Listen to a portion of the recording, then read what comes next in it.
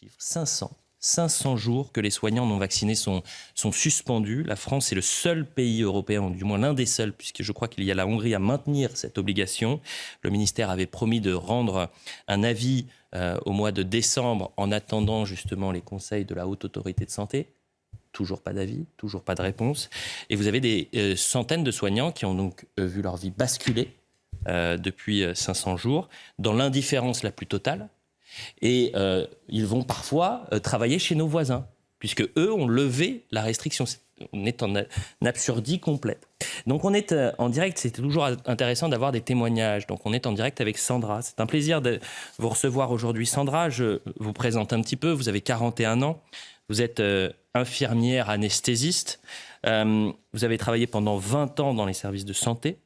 Et pendant la première vague, par exemple, de l'épidémie, vous avez fait partie de ces soignants qui ont été demandés en renfort, appelés en renfort à Paris.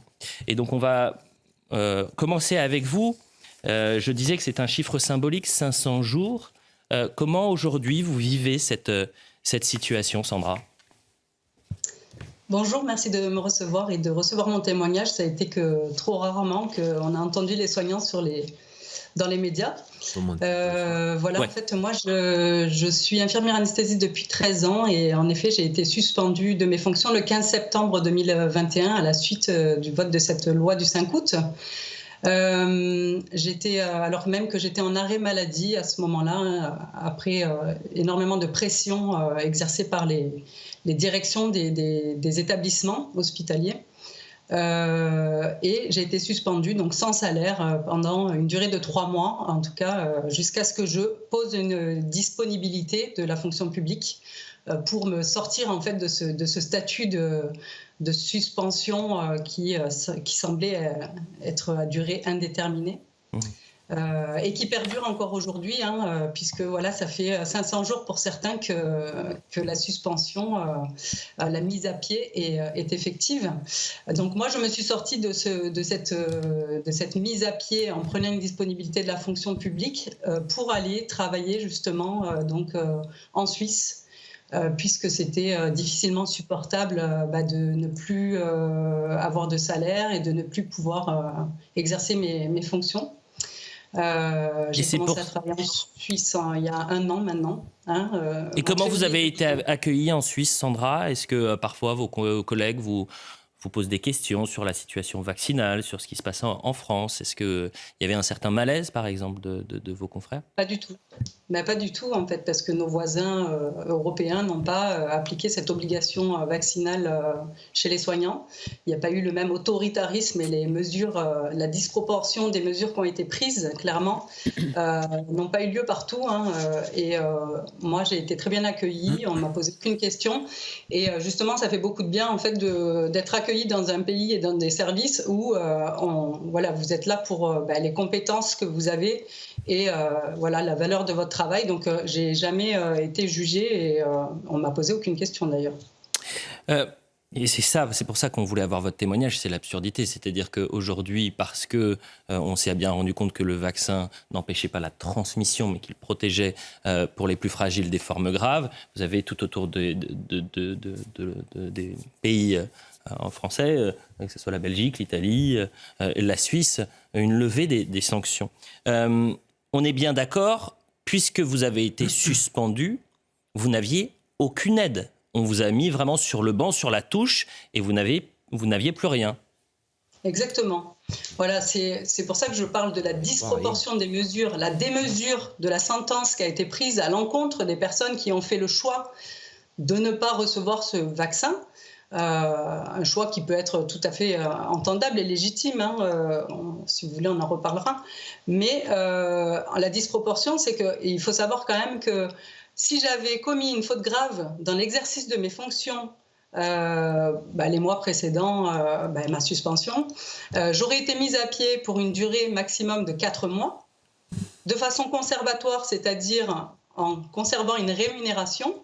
Et au décours de cette mise à pied de 4 mois, soit j'aurais été réintégrée, soit j'aurais été révoquée. La révocation entraîne une ouverture des droits, indemnité chômage, etc., reconversion professionnelle. faut savoir que les soignants suspendus se sont retrouvés sans aucun droit.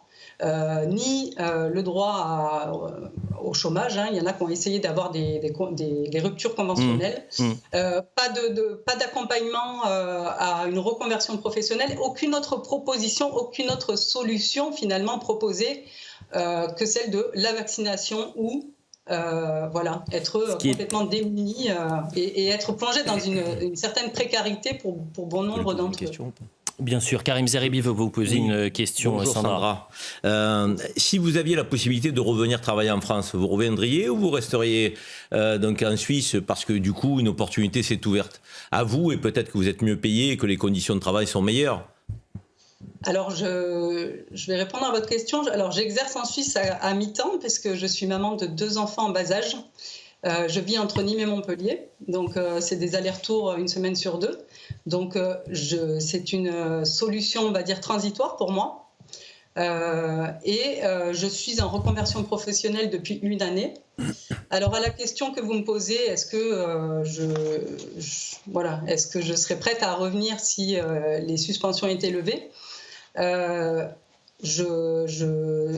est clair que le système de santé français est malade depuis bien longtemps, puisque moi, ça fait 20 ans que je suis infirmière, ça fait 20 ans qu'on demande plus de moyens humains, de matériel, etc. Et que la réponse est plutôt une fermeture de lits et une diminution des moyens humains dans le système de santé. Donc, le navire est en plein naufrage depuis longtemps.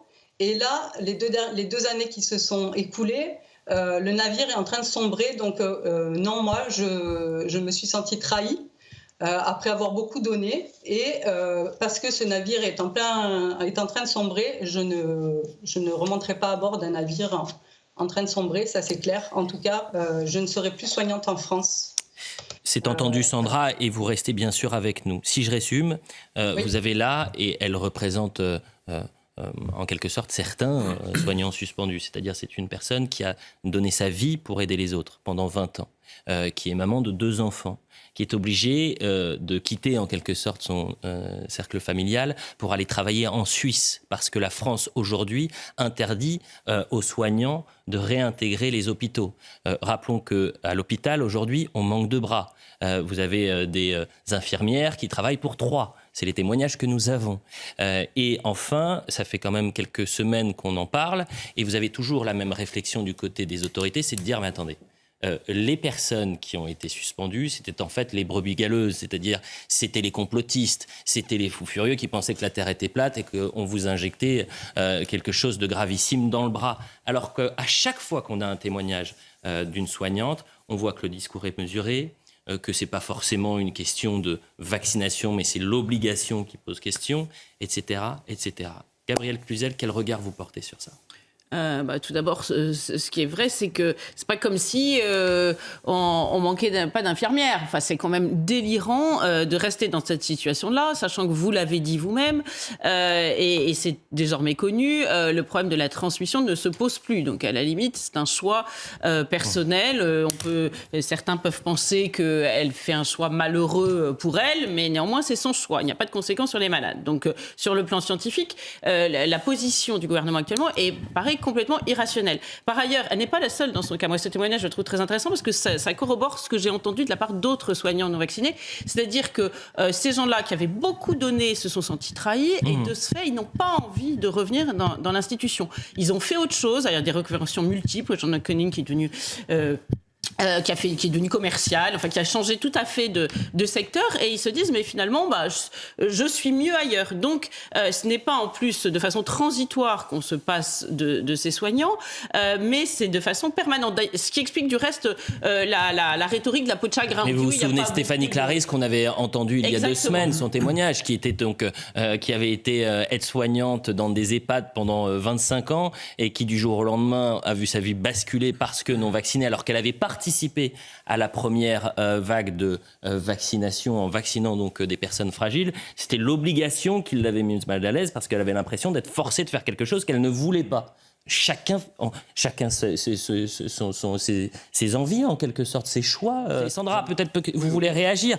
Oui. Vous avez dit quelque chose de très intéressant, Jean-Michel Fauvergue. Il a parlé d'acharnement. Est-ce que vous avez l'impression qu'aujourd'hui, vous subissez une sorte d'acharnement des autorités sanitaires ? Oui, bien sûr. L'état d'urgence a été levé l'année dernière. Pour autant, les mesures à l'encontre des non-vaccinés, en tout cas, et là on parle des soignants, n'ont pas changé. Alors moi, j'ai fait le choix de ne pas revenir pour toutes les raisons qu'on a évoquées. J'entends. Et aussi parce que moi, ça me fait vraiment poser question. Cet acharnement qu'il y a eu et l'éthique a été clairement piétinée par les membres du corps médical.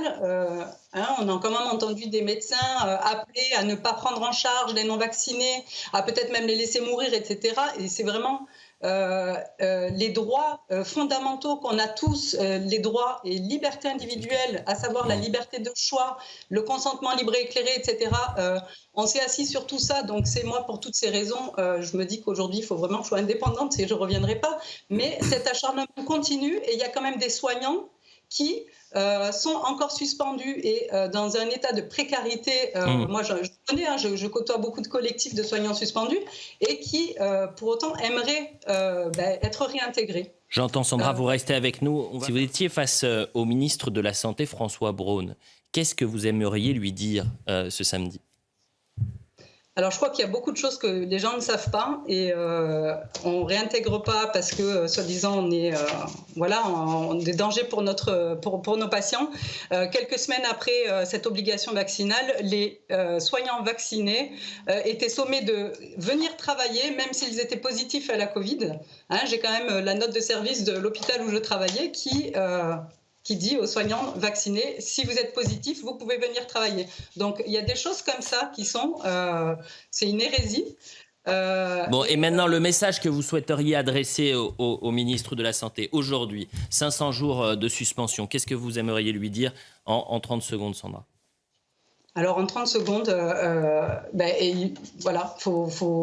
il faut arrêter c'est une décision complètement politique et il n'y a rien de scientifique. Clairement,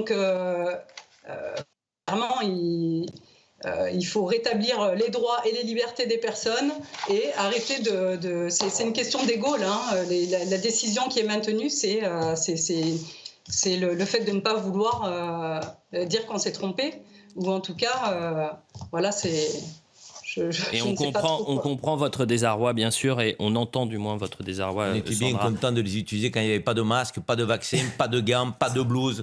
Je veux dire, là, on les applaudissait à 20h, et maintenant, on les exclut. Merci beaucoup, Sandra.